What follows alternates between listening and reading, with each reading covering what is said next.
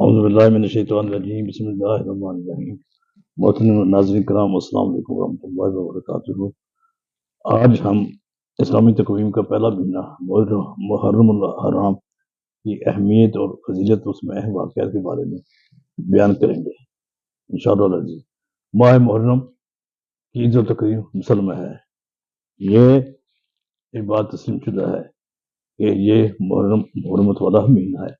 قرآن پاک میں ہم پہلے بیان کر چکے ہیں جن 4 مہینوں کا ذکر کیا گیا ہے، عزت و تقریر والا مہینہ قرار دیا گیا ہے، اور میں ایک مہینہ محرم الحرام کا بھی ہے۔ دیگر 3 مہینے جو ہم نے بیان کیے تھے وہ رجب ہے، ذوالقعدہ ہے اور ذوالحجہ ہے، اور چوتھا مہینہ محرم الحرام۔ یہ تو اس کی بات ہے قرآن پاک کے حوالے سے۔ تاریخی لحاظ سے اس مہینے کا کو یہ اہمیت حاصل ہے کہ مسلمانوں کی تقویم یا اسلامی